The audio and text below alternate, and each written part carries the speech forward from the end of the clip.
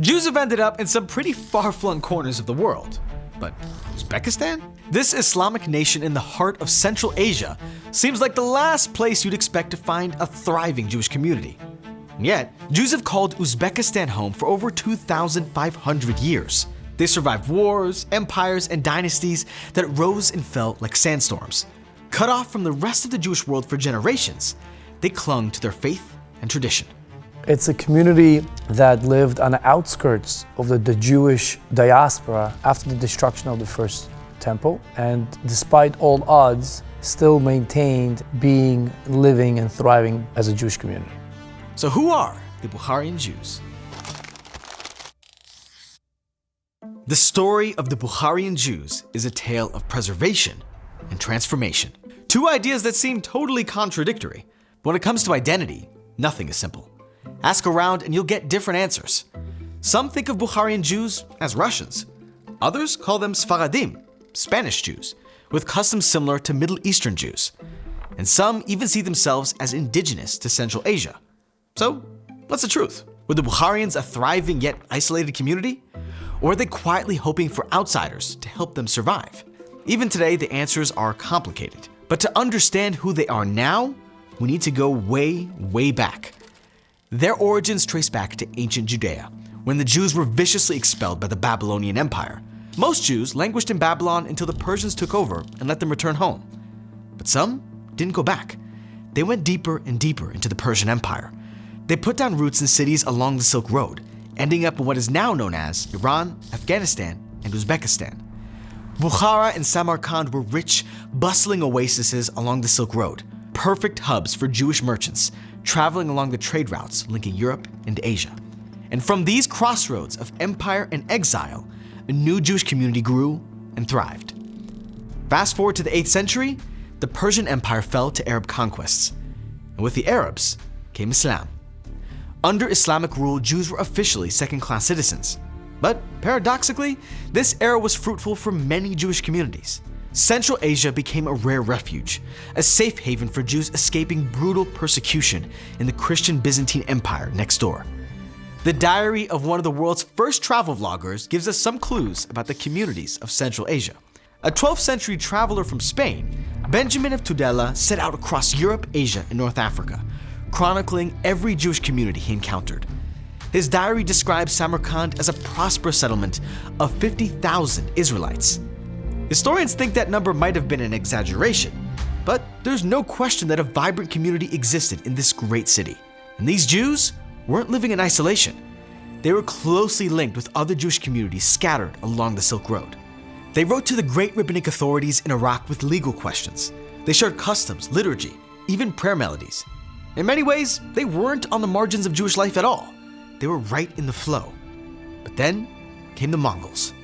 Genghis Khan's forces swept across Central Asia like wildfire, leveling entire cities, including Bukhara and Samarkand.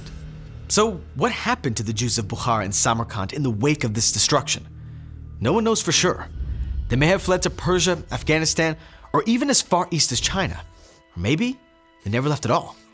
The historical record goes quiet for a while, but about 150 years later, the Jews of Bukhara and Samarkand resurfaced under a new ruler with a big vision. His name was Timur, a Muslim warlord who conquered Samarkand and set out to rebuild an empire. But to do that, he needed talent. The Jews of Central Asia had a reputation for excellence, especially for weaving and dyeing.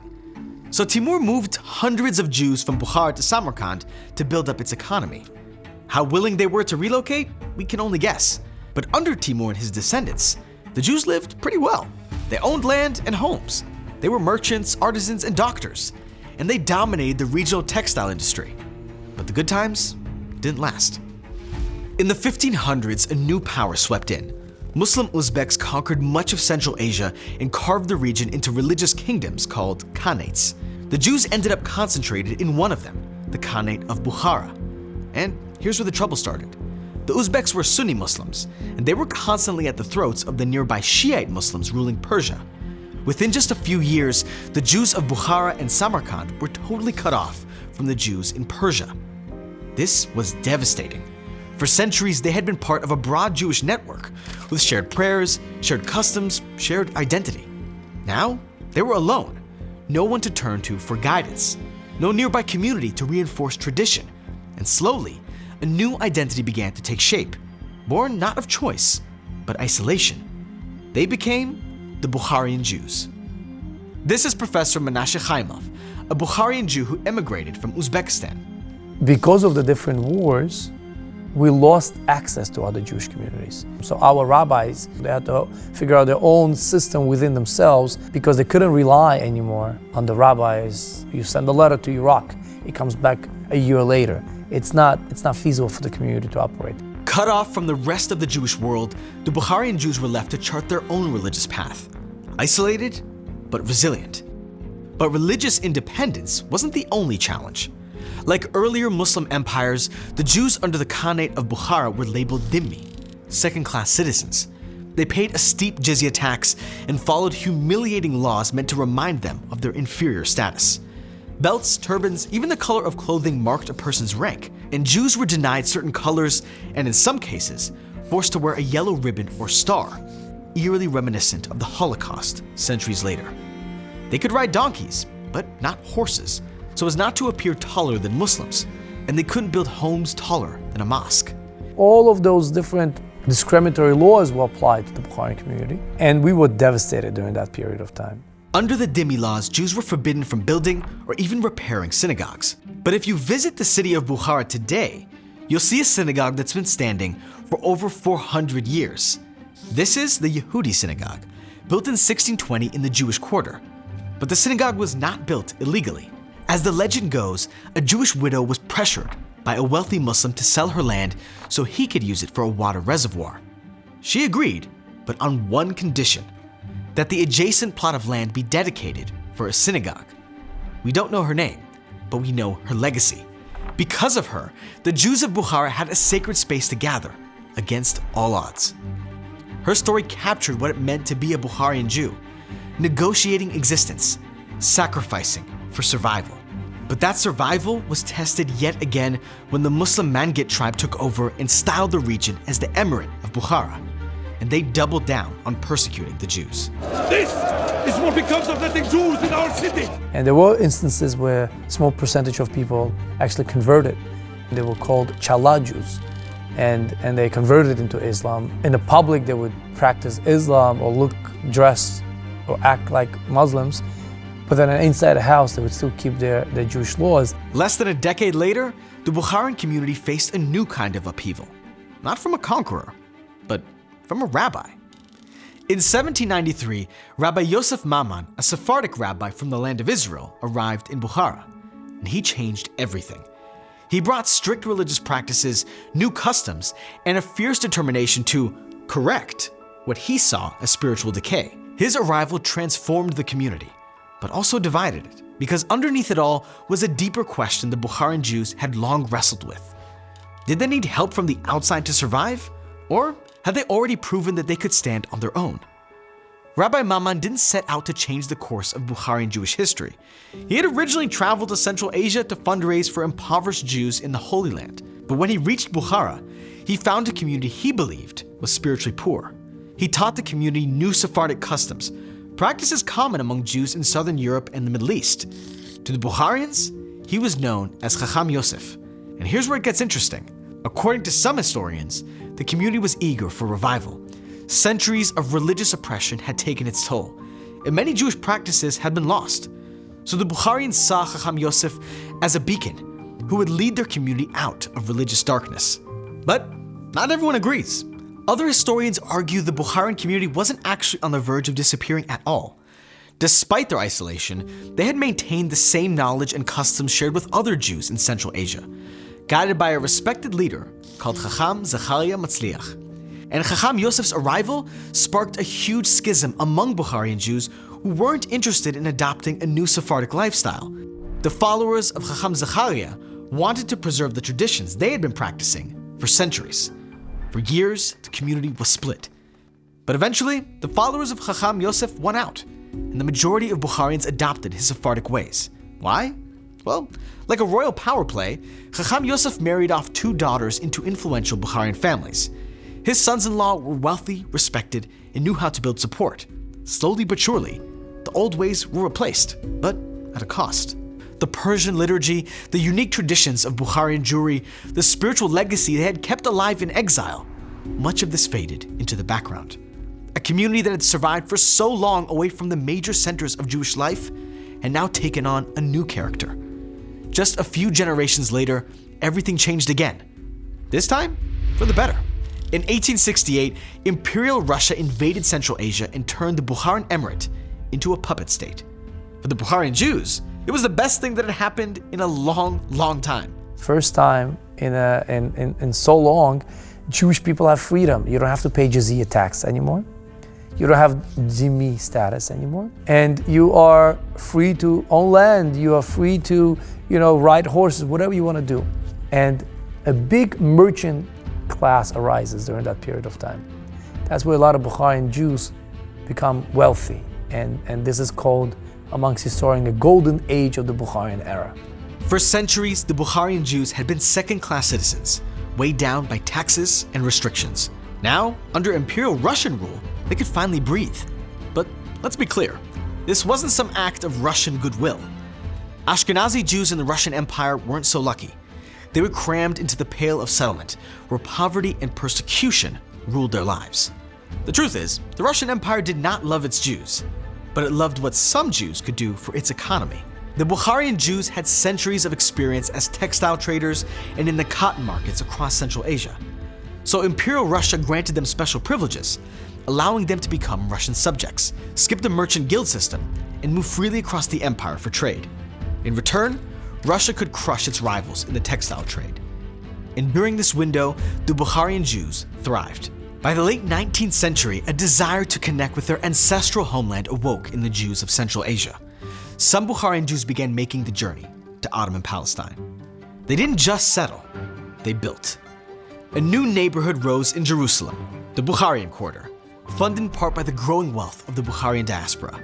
For a moment, the community existed in two places, one with an eye on the past, the other on the promise of reviving the ancient Jewish homeland. But as always in Jewish history, golden ages are temporary. In 1917, Tsarist Russia collapsed, the Soviets took power, and the good times vanished. The Bukharian Jews lost everything, their businesses, their homes, their freedoms, all seized by the communist regime. Many fled, joining their relatives in mandatory Palestine. Others stayed behind, only to face new trials.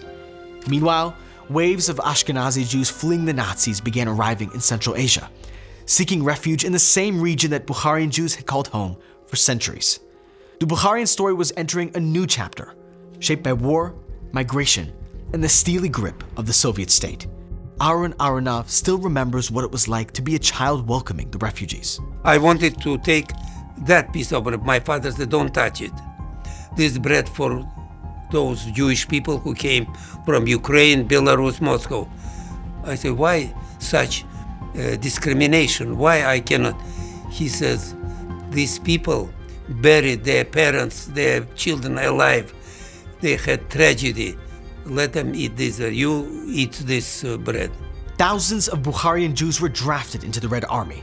Many were killed in battle against the Nazis.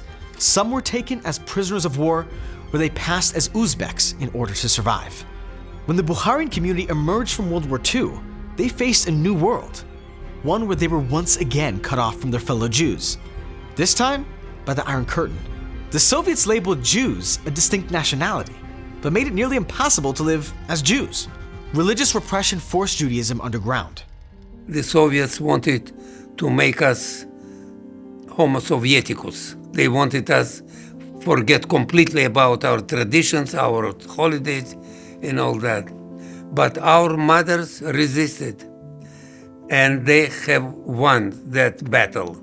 Thanks to their efforts, they tried to keep all the children on the Jewish track. Our language, Bukharian language, our traditions, and prayer. So the Bukharian community adapted, conducting secret Jewish wedding ceremonies and group bar mitzvahs. And through it all, they maintained unique traditions and customs. In Uzbekistan, right before Pesach, a lot of families had to slaughter a lamb for Pesach because of the idea of Korban Pesach. Grandparents used to dress up as like a poor Jew walking into the room out of nowhere. They would walk in with the clothing and say, "Who am I? I'm a Jew who left Egypt," and really creating and enacting all of that in front of the children. Honoring their ancestors is a hallmark of the Bukharian Jewish community, and it became a form of quiet resistance, a way to preserve memory and meaning in a world trying to erase both. One of the biggest value is preservation of the community and making sure you're remembering and honoring your elderly while they're alive, and especially when they're past. These memorials are called yushvo, yearly gatherings held on the anniversary of a loved one's death, even decades or centuries later. At a yushvo, families would sit around long tables and share stories about the deceased, so that their children would be able to pass these stories on to their children, and so that these collective memories would live on, generation to generation. They would pray together and eagerly drink up religious lessons from the learned members of the community. And if Soviet agents crashed the party, the celebrants would quietly skip the religious elements and just enjoy an evening of feasting and remembrance. The yushvo tradition predated Soviet rule, but during communism it became a lifeline. These celebrations helped Bukharians cling to their Jewish identity in the face of a regime determined to stamp it out. In the 1970s, a trickle of Bukharian Jews began to leave as Soviet restrictions loosened. In the 1980s, that trickle became a flood. Mikhail Gorbachev's dreams of holding the Soviet Union together may have received a death blow today. The collapse of the USSR in 1991 and growing violence in Uzbekistan and Tajikistan pushed thousands to seek a new life elsewhere. Today, only a few hundred Jews remain in Uzbekistan. The heart of the Bukharian community now beats in Israel and New York, with smaller communities across Europe and North America.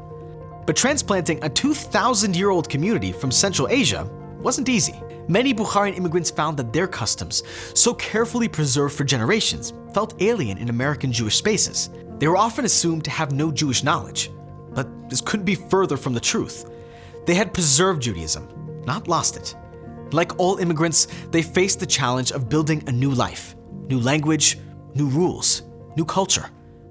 But they did not come empty-handed. When you live in a community where one night you go to sleep and you're in Russia and next day you wake up, you're in the Soviet Union, you cannot rely on the government and you cannot rely on the boss. So you have to figure out a way of trade where it kind of rely on you. Many Bukharians opened businesses as jewelers, barbers, tailors, dentists, and pharmacists, professions that can be packed up into a suitcase and established anywhere. And they've taken their recipes with them wherever they go.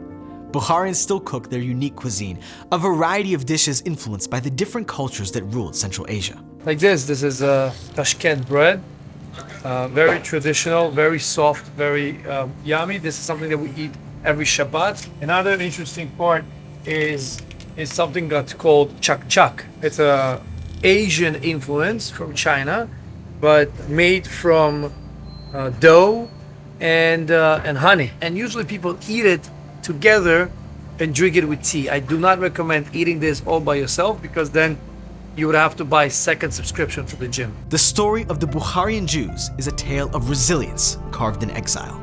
Cut off from the Jewish world, forced to convert, forbidden to pray. And still, they never stopped being Jews.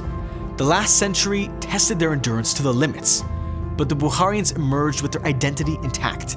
And even now, as assimilation looms and traditions evolve, they've committed to keeping their story alive, to remembering where they came from, and to making sure that the world doesn't forget their extraordinary history.